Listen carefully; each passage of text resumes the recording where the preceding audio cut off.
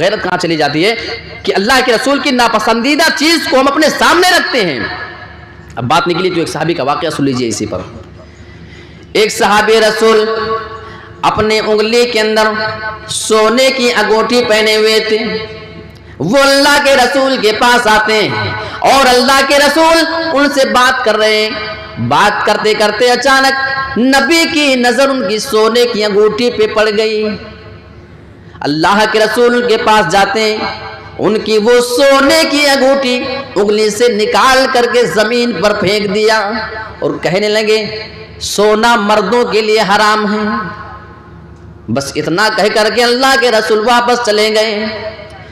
بعد میں وہاں اور بھی صحابہ جو موجود تھے اس آدمی سے کہا کہ اب تم یہ انگوٹھی اٹھا لو، نبی تو جا چکے ہیں۔ صحابہ نے مشورہ دیا یہ سونا تمہارے لیے حرام ہے، لے جاؤ اٹھا کر گھر پہ لے جاؤ، گھر میں کام آئے گا، عورتیں پہن سکتی ہیں، بہت قیمتی چیزیں۔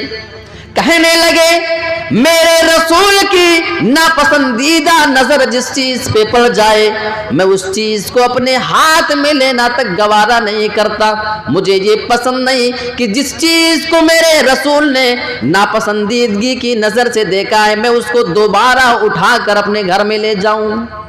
میرے پیارے ساتھیوں، یہ حدیث ہمیں بتاتی ہے مزار اللہ کے رسول کو اتنا زیادہ ناپسند تھے کہ آپ نے ان کی 1 مہینے کی شرط کو بھی منع کر دیا، ہم اسے ابھی گروا کر کے رہیں گے۔ انہوں نے کہا اللہ کے رسول اگر ایسی ہی بات ہے تو ہم اپنی مرضی سے تو اپنے ہاتھوں سے نہیں گرا سکتے ہیں۔ اللہ کے رسول نے کہا کہ میں اپنے صحابہ سے گروا لوں گا۔ اور جو دوسری شرط تھی ان کی نماز نہیں پڑھیں گے۔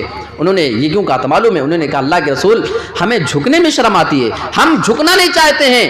اللہ کے رسول نے فرمایا لا خیر فی دین لیس فیہ الرکوع، جس دین کے اندر اللہ کے سامنے جھکنا ہی نہ ہو تو اس دین کے اندر پھر کوئی بھلائی نہیں ہے۔ وہ شرط لے کر کے آئے تھے اللہ کے رسول صلی اللہ علیہ وسلم کے پاس کہ آپ ہماری نماز نہ پڑھنے کی شرط کو اگر قبول کر لیں ہم اسلام لے آئیں گے، لیکن اللہ کے رسول نے منع کر دیا تھا، اس شرط کو قبول نہیں کیا تھا۔